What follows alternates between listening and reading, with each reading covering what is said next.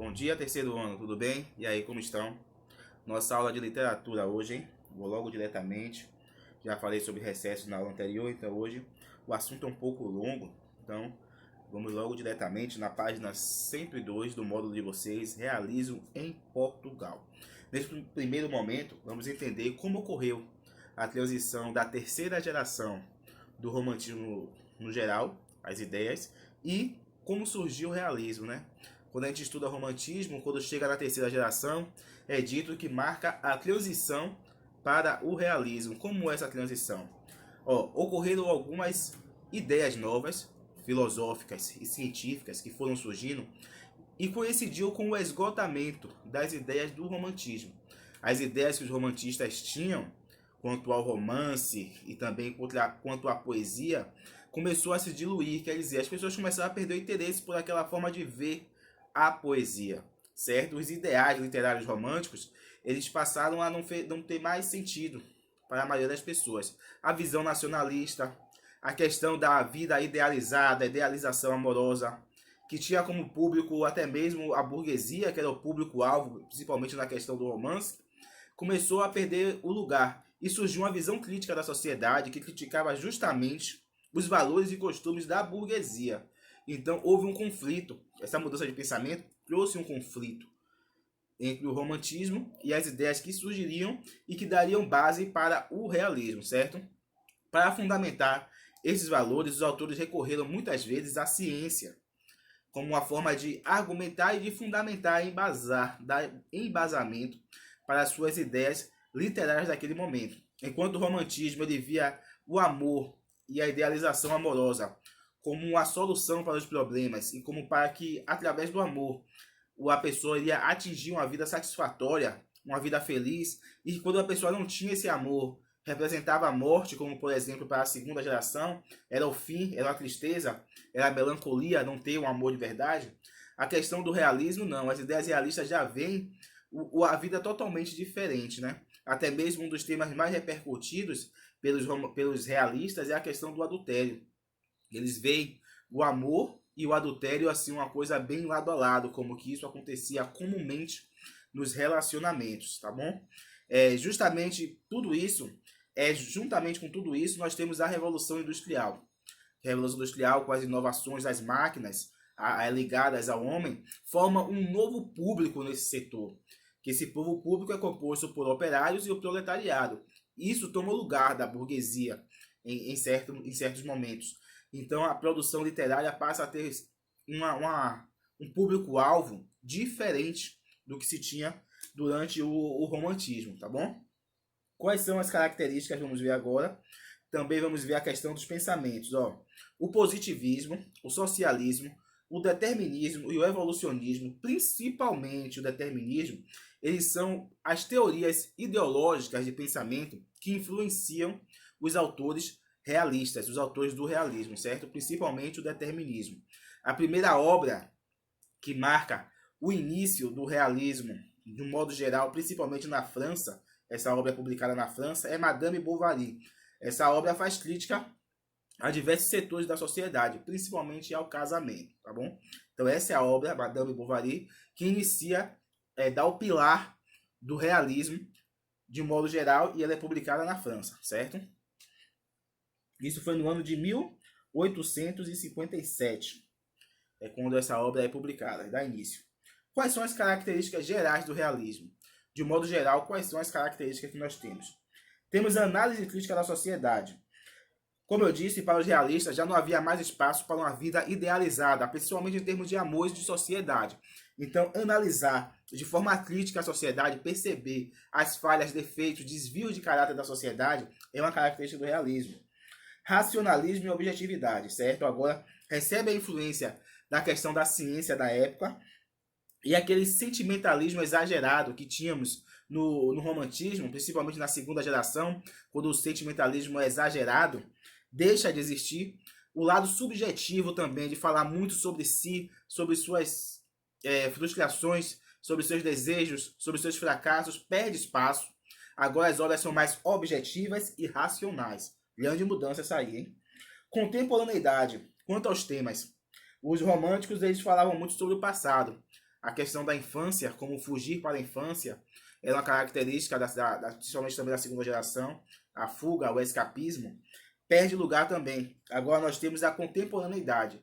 As obras falam sobre o momento atual vivido pelo autor, o que torna até bem interessante também para o leitor, né? Ele faz crítica a diversos setores da sociedade, sendo assim realista, daí que vem o nome realismo, e do momento atual, contemporâneo. Também temos a imparcialidade. O que é essa imparcialidade? A opção era construir narrativas em terceira pessoa. Pronto. É imparcial, ele não preocupava-se em estar envolvido na história. Ele, por estar na terceira pessoa, ele podia falar livremente, certo? Não tinha o eu nessa poesia. Detalhismo, essas narrativas, esses contos, é muito cheio de coisas minuciosas, detalhistas. É uma preocupação que a terceira geração tinha, tá bom? Vamos ver agora o realismo. Essa visão é do realismo de modo geral. Aí vamos passar agora para o realismo em Portugal. Como foi o realismo em Portugal? Então, com o nosso realismo em Portugal. Para entender o realismo em Portugal, nós temos 3 momentos chaves, certo? 3 momentos que definem a presença, né? A mudança do romantismo para o realismo em Portugal. Não é algo tão simples assim de acontecer, não. Existe uma luta realmente para que as ideias do realismo passem a vigorar em Portugal. Nosso primeiro momento é a questão Coimbra. É o marco inicial do realismo em Portugal, em 1865. O que foi a polêmica questão Coimbra? Antero de Quintal, que é um autor-chave do realismo português, ele lança a obra Odes Modernos. Odes Modernos. Essa obra já tem características do realismo e choca a comunidade literária de Portugal, principalmente os autores da terceira geração do romantismo. E aí Castilho, é isso mesmo, Castilho, ele lança uma obra fazendo uma crítica a tudo aquilo que foi publicado no livro, na obra do nosso Antero de Quintal. E dali gera-se um combate, né? Um conflito ideológico, ideológico, não é uma discussão acirrada, mas sim uma briga filosófica, ideológica, sobre o momento que, na avaliação dos novos autores, gera o momento de derrubar os conceitos do romantismo e trazer uma juventude literária, uma inovação literária, e aqueles lá da terceira geração, ainda do romantismo, se sentem incomodados com o fato de estar perdendo espaço.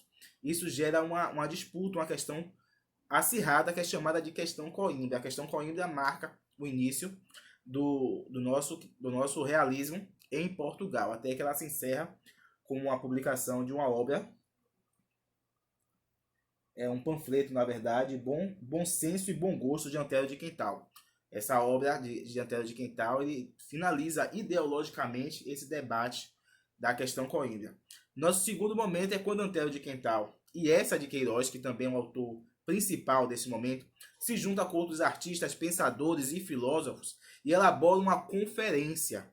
Essa conferência era para discutir e também lançar, né, ideias filosóficas, ideias sobre economia, ideias sobre literatura, com o objetivo justamente de inovar, de trazer algo novo àquela comunidade, apresentar o que seria feito a partir daquele momento, para ver se as pessoas iriam gostar. Só que aí o governo da época, monarquista, ele se incomoda, acha que aquilo ali é algo que está ofendendo a religião, acha que aquilo ali é algo que está ofendendo as instituições e também o país de um modo geral. Ou seja, acha motivo para acabar com aquilo ali, não aceita aquela inovação. Aí, novamente, ocorre essa censura ideológica, assim como foi a questão Coimbra, esse momento também é de censura. E por último, temos um momento em que é de fato definido, acaba essa agonia e o realismo segue firmemente, que é com a implementação total, quando o Antero de Quintal lança a obra, que é o nome do livro é O Crime do Padre Amaro. O Crime do Padre Amaro. Essa obra, ela é avassaladora, ideologicamente falando, literariamente falando. Justamente porque ela faz uma crítica / denúncia, essa obra, aos padres. Os padres que manipulavam em lugares menos abastados, em lugares mais isolados do país, eles manipulavam as pessoas a fazer o que eles queriam, com o objetivo de deter poder, de aumentar o seu poder naquela comunidade, naquela cidade do interior de Portugal. E Antero de Quental apresenta isso em sua obra, O Crime de Padre Amaro. Além disso, apresenta também o crime. O crime que ele apresenta no livro é que Amaro, que é um padre jovem, ele tem um relacionamento com Amélia, e esse relacionamento gera um filho. E a partir desse filho do padre com essa garota, gera-se diversos conflitos que acabam resultando em uma morte, né? Então esse livro choca os leitores, que muita gente não tinha conhecimento de coisas desse tipo, e nenhum livro, nenhuma obra antes teve a capacidade e a coragem de apresentar um tema tão polêmico de uma forma literária, tá bom? Vamos olhar agora os autores. Vamos aos nossos autores, certo? Principalmente Antero de Quental e Eça de Queiroz são os nomes chaves do realismo em Portugal. Antero de Quental, ele comprou uma briga com Feliciano de Castilho, o romancista da terceira geração, aquele lá da questão Coimbra. Antero de Quental estava decidido a finalizar, a acabar com o romantismo e instaurar o realismo. Era o objetivo maior dele. E para isso ele teve muita disposição. Questão Coimbra, conferências, coragem de lançar um livro como O Crime do Padre Amaro. E aí foi o cara que comprou essa briga em Portugal e que ele saiu de fato vencedor. Ele tinha ideias comunistas e tentou até mesmo transformar Portugal em um país comunista. Ele compôs 4 obras que se destacam muito até hoje no cenário do realismo, quando se estuda o realismo. São essas, ó. Odes Modernas, que foi a primeira, certo? Depois tivemos Primaveras Românticas, Sonetos Completos, que também é uma obra muito... Essa obra aqui, Sonetos Completos, é considerada de uma qualidade literária e linguística comparada a Camões. Comparado a Bocage. Então é uma obra interessantíssima, certo? De se estudar, principalmente pelos requintes literários e linguísticos que essa obra tem. Então ele era uma pessoa bem caprichosa, de fato, quanto à sua produção literária.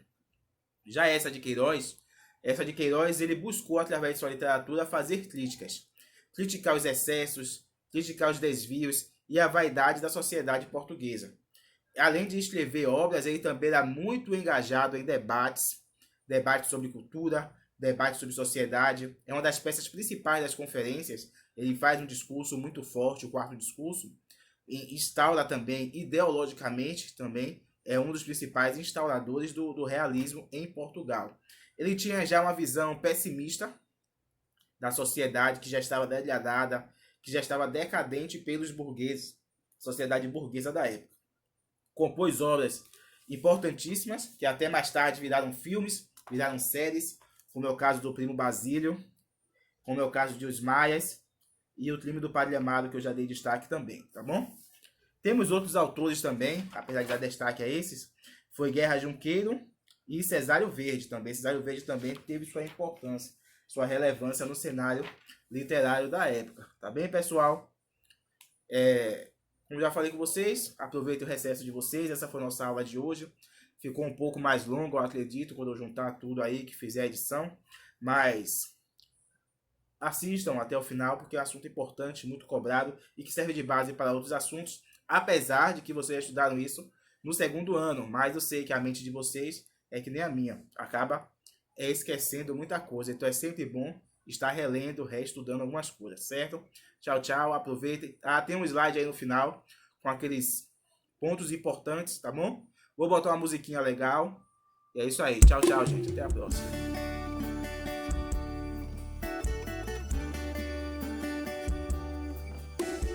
Ela me ligou desesperada, dizendo que já tem mais de um mês que tá atrasada, que hoje acordou enjoada. Não chora, isso é motivo pra sorrir. Fui homem pra fazer, também sou pra assumir. Sei que sou novo, sou curtidor, mas troco tudo isso pelo amor de uma família. se confirmar, boto meu paredão na rifa. Faz o teste de farmácia aí, bebê. Se der positivo, eu caso com você. Nem precisa de DNA. Garanto que amor não vai